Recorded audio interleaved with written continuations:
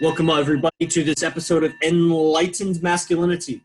We're talking about escaping the labyrinth of communication today. Two specific topics embedded in that: social violations, how to overcome them, how to understand what they are and use them to your advantage, and frames, control. We'll get into what these are, maybe what they are. We'll give a little bit of background, and then we're going to go into actual techniques, mindsets, and some of our experience on the matter.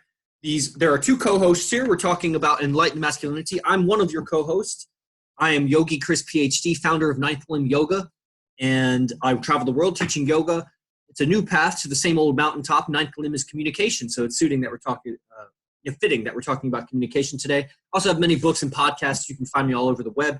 1,000 videos online, and I also have a PhD in the Human University. So there it is. And so we'll be expressing opinions today. Find them, process them as an adult, please. Be an adult. If you're not an adult, don't tell us you're watching this show, and just process them, pretend like you were an adult. We're also here as entertainers. So this is entertainment. Don't take the shit we say seriously. But if it works for you, fits for your life, then by all means, add it. And so like I said, the show has a co-host. He is a biotech research analyst for the biggest drug dealers in the world, AKA the drug companies near the Northeast. And he could tell you a lot more about that, but I know that they got multi-billion-dollar budgets, and he's the guy that's telling them where to put their money. So that's pretty impressive. He's also a registered yoga teacher and starting a yoga following there in Montclair, New Jersey, the Rising Suns. Welcome to the show, my brother Akashanti Katakam. Thank you, brother. Illustrious introduction as always, and really, really appreciate it. Couple quick things before we start the show. If you like our content, subscribe, and share this to others. We would love to continue to get this content out to others and share it, because these are the things that we've been studying and live and really enjoy. So with that, I also want to mention that we have an event coming up on April 6th. So would be this coming Saturday. If you're interested, reach out to Yogi, Chris, and I. We're getting some ideas together in terms of a topic. It's super, super excited about bringing to you guys some content that we think would be a bit more specialized and tailored. Aside from that, we really want to get to know you guys a bit better, really see why is it that you're listening to two yogis talk about conversation and communication. With that, brother, I think we jump into the topic. So as I noted to you, right now I'm not at home, as you can tell. I'm in the closet. And it's a really interesting place to be, in the closet, because you can see so many things. But I've been experimenting with communication in general, and last night I was in the fields. When we say in the fields, we're referring to in pickup artist or seduction artist communication. This means that you are in an environment where your intention is to communicate. So it could be at the bar, it could be outside, it could be in your house. It's really just any venue that you're going to where you're communicating with others. I'm currently in the field, as I'm not at my house, and yesterday I was noticing social violations and frames, controlling frames. So these are the topics that I wanted to discuss with you today. Maybe we briefly, I guess, reiterate definitions around them before we jump into the meat of the issue. Yeah, just my take on it. The social violation, social violation is very contextual, because what could be a violation in one culture is not in another. So it's cultural, you could say. It's geographical, it's according to the times. It's not just etiquette, it's not politeness, because there are many things. The etiquette is formal behavior versus proper behavior is really whatever works, and what is also taking into consideration the genetic code, meaning there are some behaviors which, while they might be maybe proper, may be subcommunicating low value to the genes, to the genetics. And it's, so there's a deep, and it's very layered.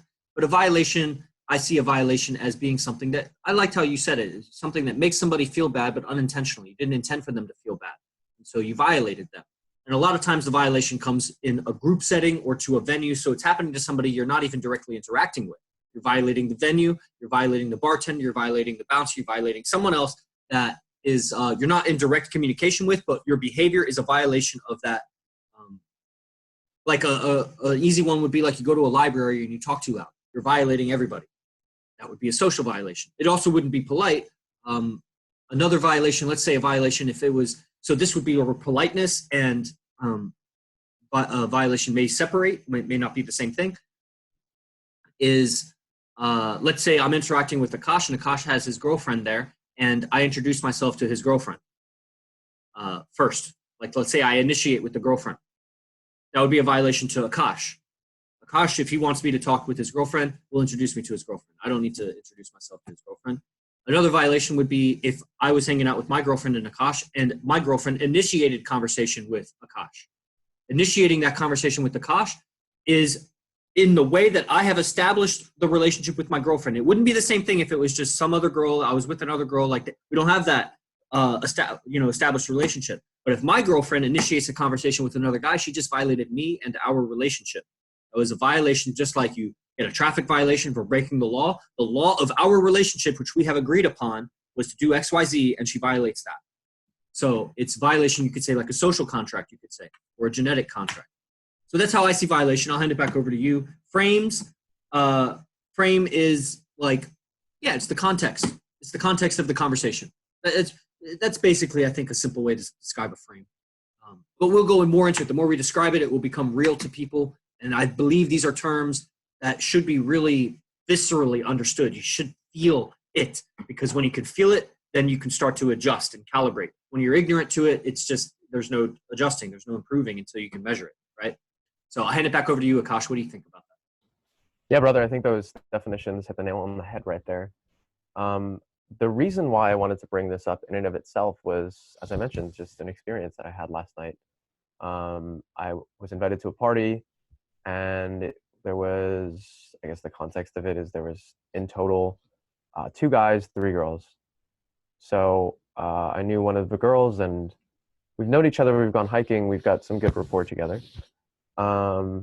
And she invited a couple of her girlfriends over, but she invited this guy over as well. And they're close as well. I've never met him. I never met any of these people prior to her, prior to last night.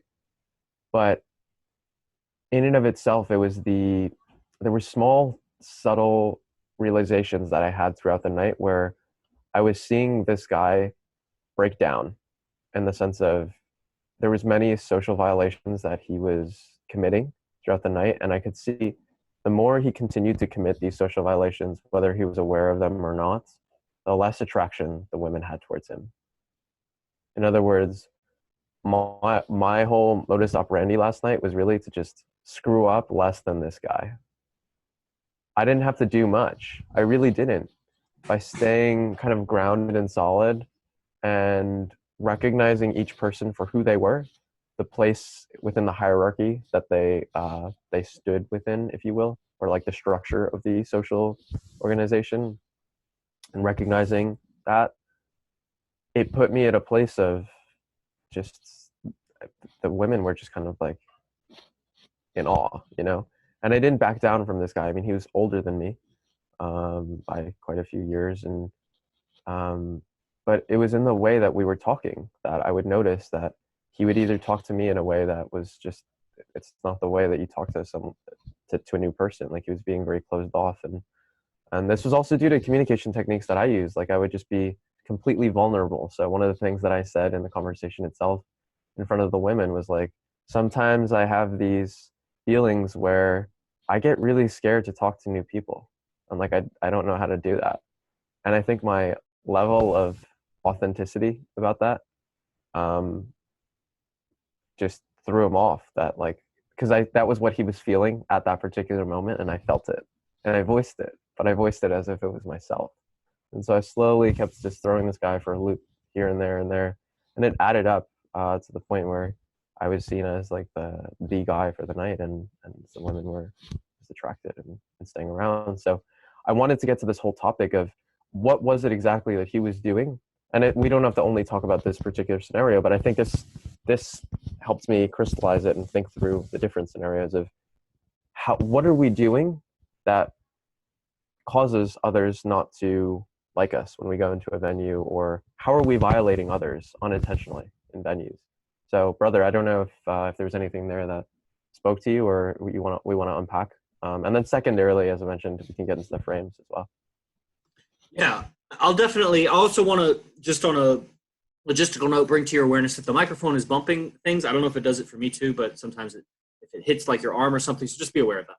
And cool, yeah. As you're talking, I'm realizing, a couple of things. I love that technique of voicing the feeling that another person is feeling as if it were your own, and it can serve to like unify your mind with that person. You unify with that person, and you can also bring to the conscious attention, somebody's subconscious, which is uh, so many applications of that.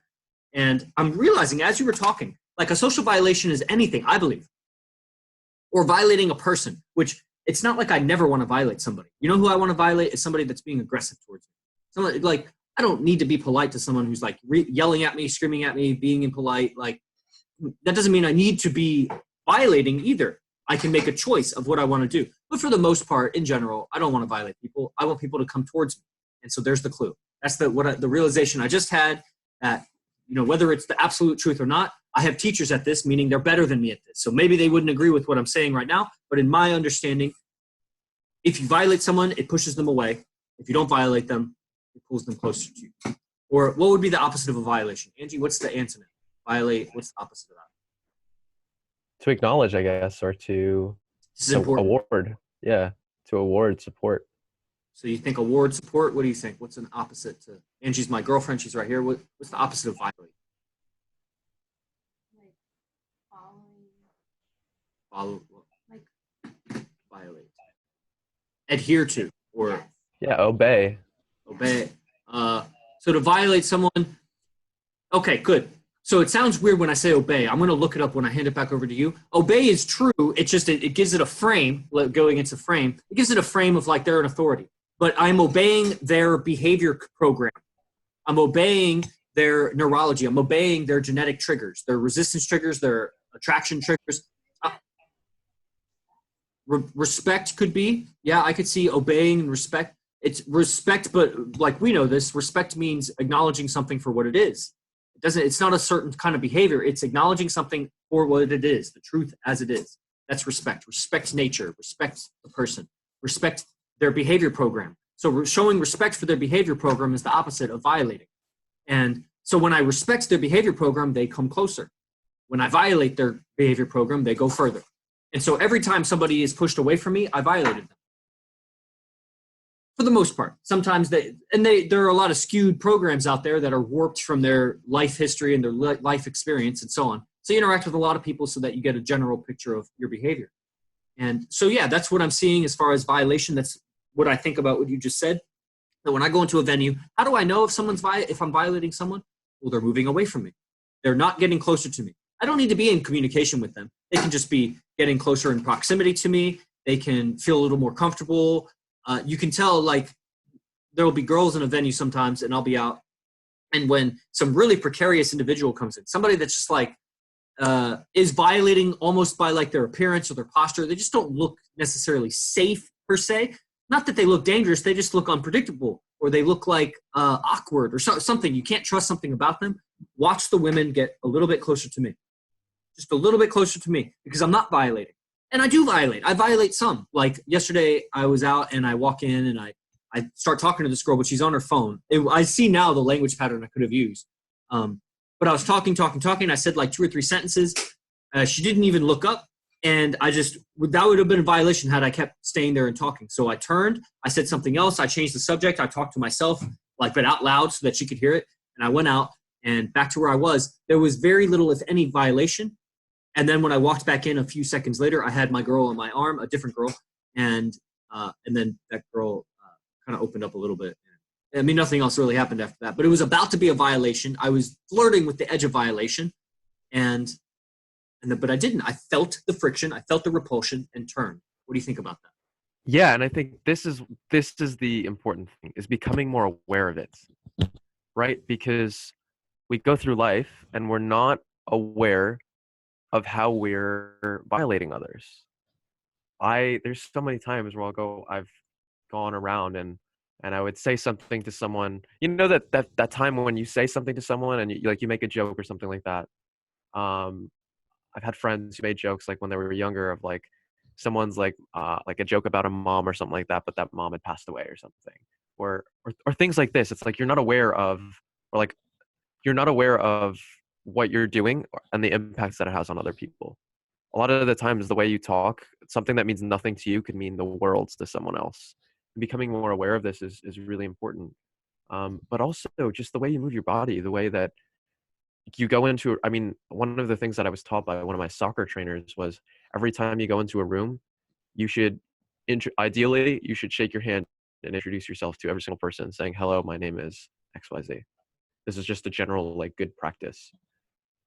Not if I was in that coach's class and I didn't do that, that would be a violation, because the frame or the context of the situation, the way he had outlaid that in his space, this is what happens. If I were not to do that, it would be a violation. So there's times when we talk to people and they tell us things.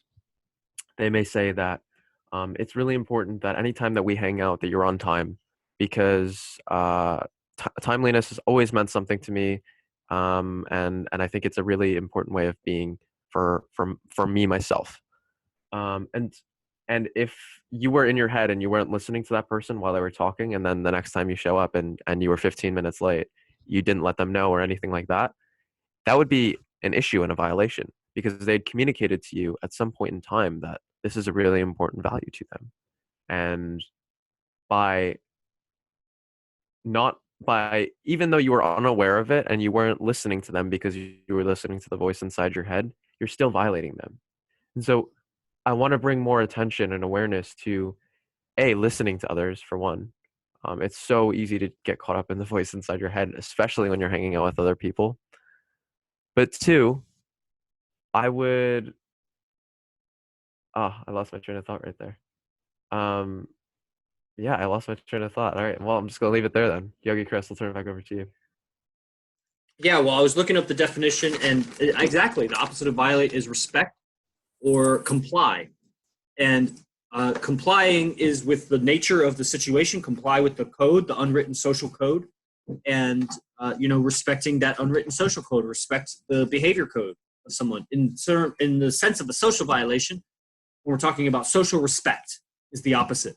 And I think it's important because if we know from our studies, the IMC method, that what you talk about grows. And so I want to counterbalance all of the 100 times that I've said violation already today with saying the word respect. So I at least balance it out a little bit. You know what I'm saying? So I think we said a lot on that. Let's go to questions and then and we'll go into like some frames, see if that's something. Because we don't, like, we're defining things for you guys. This isn't teaching yet. If you think you're learning something teaching, we haven't started teaching. We are just defining terms and giving a couple examples of the definition. This isn't teaching yet. Join the Enlightened Masculinity private Facebook group next Saturday, 6 days from now. We'll give a donation lecture to you all. You attend. If you can't pay, you just pay $0, come in, whatever. See if it's what the value you're looking for. If you can pay, give us $10, whatever you want, $20. Some people, I've been paid up to $50 for the donation lectures because the people were moved in that way. You'd be surprised what kind of value we can give when we just get on the same page of common definitions of things. Then we can talk really fast about concepts and really level you up fast. All power to, maybe not all power, I wouldn't say it that way, but all respect. Due respect to my teacher, Aras Sapardeep Azar, and my other teachers, Vince Kelvin, Brian Casella, Frank White, and all of the yoga instructors that have imbued me with this knowledge, but definitely first and foremost, Aras Sapardeep. So let's see, on Instagram, let's see, we had some questions. I saw a big question. There it is. Lord Strongly Rose. Would social violation a sense of verbal violence? Okay, I think he's asking, is social violation like verbal violence? If it is, negativity is the message, and all negativity would need to become reciprocated with through positivity. Lord Strongly Rose, are you American? I'm just curious. I'm just curious if English is your first language, because of the grammar. But verbal violence, I think, yeah, that's a tough question, because violence seems to be, it's hard to, I have not found a very accurate objective definition of violence. There's a lot of subjective definitions. What I have found is sometimes some violent aggression seems to check the hierarchy, the social hierarchy. The alpha wolf needs to walk around and do a little bite here or there to check everybody in the hierarchy. That might be violence in the moment, but overall it's less violence because the hierarchy persists, and then the pack can go on as, and do its job, do what it needs to do.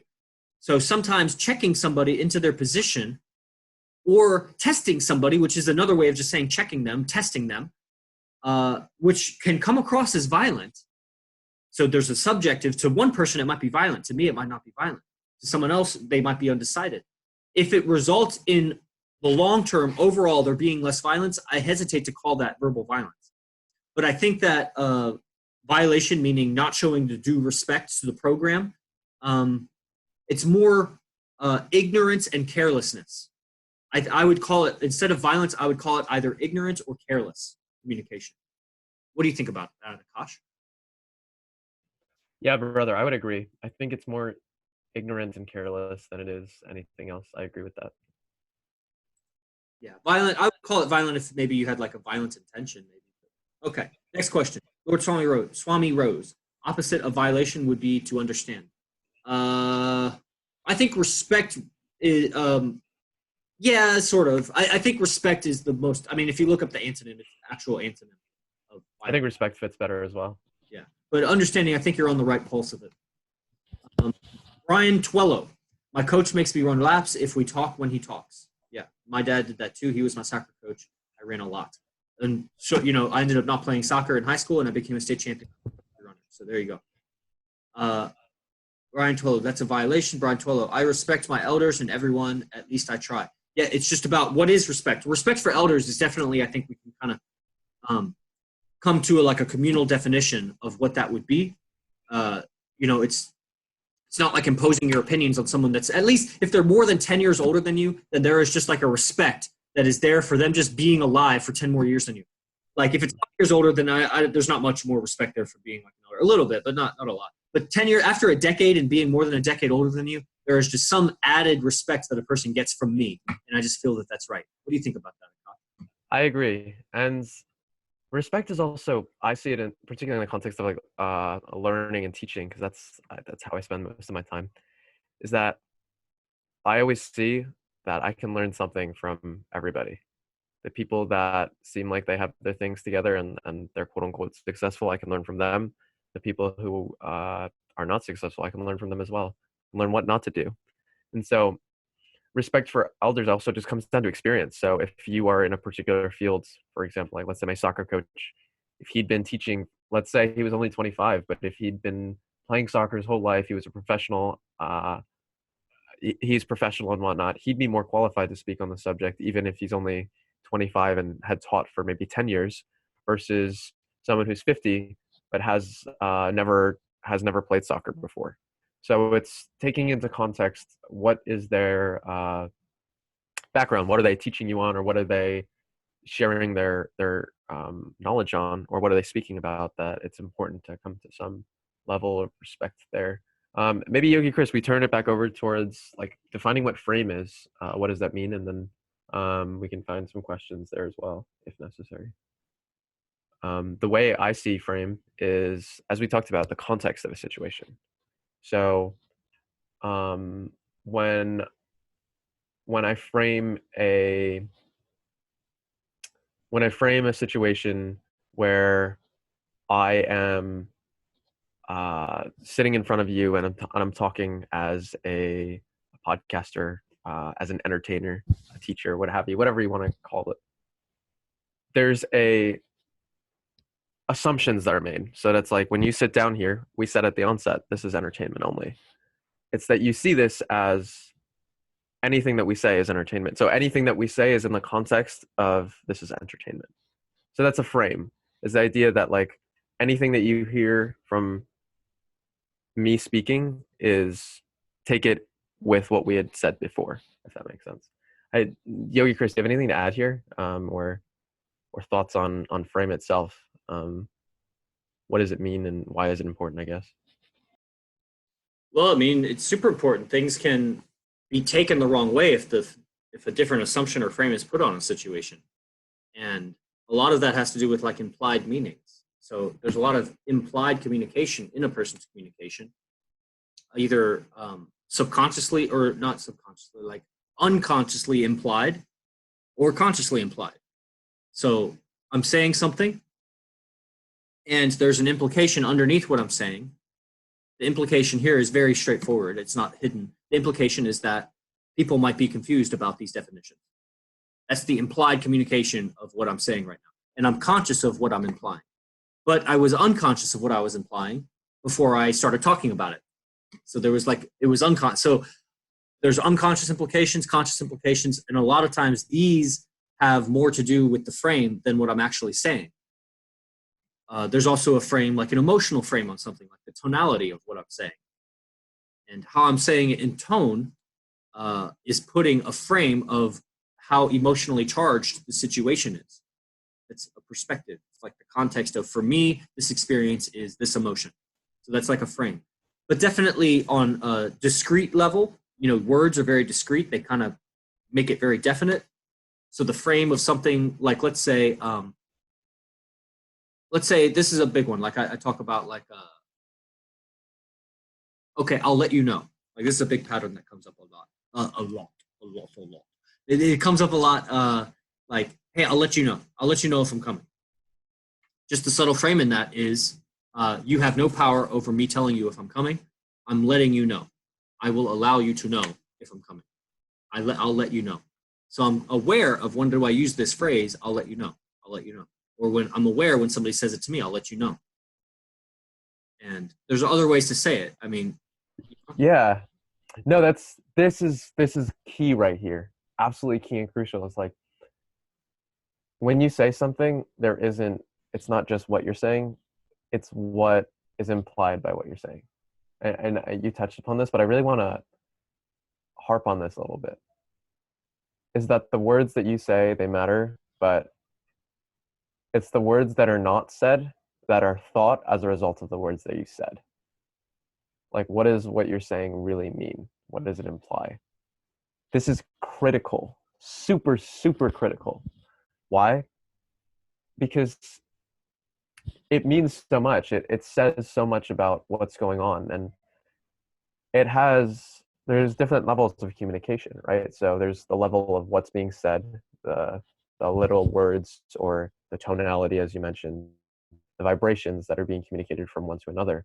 But the ones that aren't said often have more power, or they hold a lot more weight, in the sense of, if you recognize that if I say a certain sentence, this sentence, when I say it, obviously it's for a particular purpose, but the things that I'm not saying as a result of that sentence as well are just as impactful. And so we're not oftentimes aware of what is implied by our communication when we speak. And this is another area that there needs to be more awareness, to bring more awareness to this. Start questioning when I say, as whatever phrase you want to use, even as Yogi Chris mentioned, like I'll let you know, or any small little thing. Question the things that you say most often.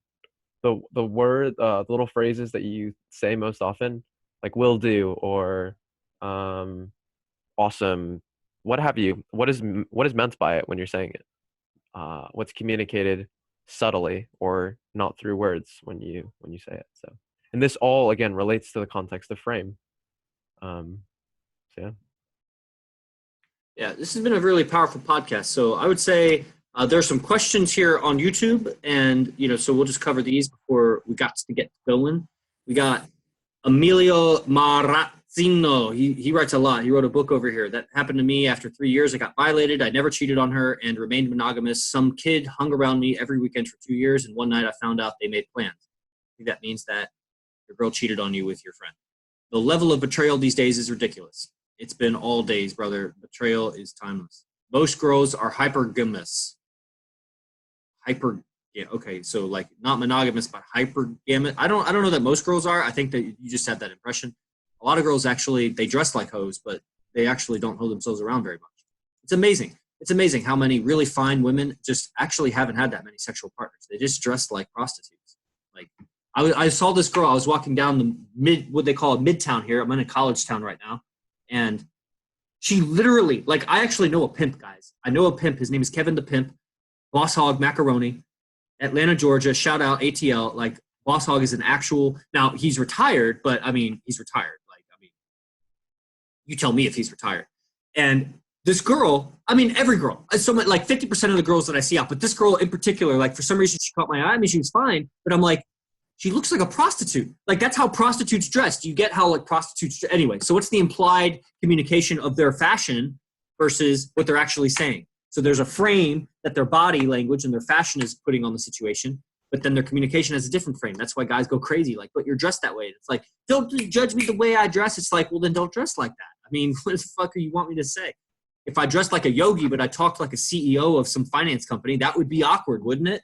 Like you're dressing like a prostitute, but then talking to me like you're a psychology major. Like, what are you thinking? Okay, Emilio Marazzino. Most girls are hypergamous these days too, and it depends on where you are. I find that in places where the weather is mostly sunny and near the coastline all year round, the girls are less stuck up. All right, probably the guys too. I'm from New York, and the people here are totally horrible here, and people only want attention mostly, and it's all about attention versus respect. Then get out of there. Leave there. I love you, Emilio, because you subscribe to my channel, and I feel for you. I feel for you, brother. I'm only 4 years older than you. I feel for you. I don't tolerate complaining. If you don't like where you are, get the fuck up and move. You're an adult. You're a man. No complaining. Don't complain. Just don't. If it's so bad that you got to complain, then leave. If you have some reasons why you're not moving away, then stop complaining. Complaining just weakens your masculinity beyond belief. No complaints. Guys who tend to have a lower self-esteem tend to have a higher level of violence. Yeah, I see that too. I mean, that's an idea. I don't think that's inaccurate. Okay, those are all the comments. Do we have any closing thoughts, Akash, or do you? Yeah, two closing thoughts. One, I highly recommend. This is something I've been listening to this week, and I want to share along with all of you guys. Vince Kelvin does a podcast, the Aphrodite's Prince podcast, and this week his topic was masculinity, and he talks about what's alpha masculine behavior and what's beta masculine behavior. I highly recommend you guys take a listen to this. One of the things he talks about is that alpha admits, accepts, and acts. So admits being that, okay, I was in a place where I was in distress and I was allowing all of the outside to really impact me and frazzle me and whatnot. I wasn't in a place of real groundedness where I see something and if I like it, I like it. I voice I like it if I want to. Otherwise, there's no need to. So that's the accepts. Admits. Admit is like when you are, it's saying that like, yeah, I was not in the right mind state and it is what it is. And then acts and moves and changes their behavior in a way that is consistent with the values that they feel. One of the biggest things that I found is that oftentimes people they have some inner voice that they want to communicate, but when the situation around them is inconsistent or violating with that inner voice, they allow the external situation to happen. And we touched upon this yesterday, is when you allow things around you to happen that are inconsistent with your values, you take a hit at yourself and you're really killing a part of yourself. So long story short, check out that podcast episode, particularly this week. I think it really parlays very well with some of the things that we had talked about today. And lastly, Yogi Chris, thank you so much. Seriously, as always, I genuinely appreciate the time that we spend together talking, communicating, and getting to tap into your minds after all of these thousands of hours of teaching under Arash and Vince. It's really cool to see how does another fellow student really integrate these concepts and apply them, because the verbiage that you use is oftentimes slightly nuancedly different, but it's incredible what it can unlock. So thank you very much. Yeah, you're welcome. Shout out to my teachers. Yeah, that's amazing. And yeah, super cool, guys. So as usual, you know where to find me. You know where to get your training with Yogi Chris, myself, not to refer to myself in the third person. Go to ninthlim.com, sign up for my silent flute program. Again, this is a podcast. Like we gave you definitions, maybe a couple little tips and tricks. My silent flute program will blow your mind. 2 lectures per week, plus you get a private, customized curriculum of various yoga practices to really take you to the next level. And whatever your outcomes are, we'll do a little clarity call, get you exactly what you're looking for and needing. Got a wide array of different specialists in my program. I'd love you to be a part of it if we're a fit for each other. Also, private Facebook group, Enlightened Masculinity, and we'll do our talk 6 days from now. Let's see, anything else? If you're catching the recording for this, then leave us a comment, leave us a review. This is how we show up in the search query for, iTunes and so on. We're available on all the platforms. And cool. So thank you, Akash. And I guess we'll be touching in again next Saturday here at Enlightened Masculinity.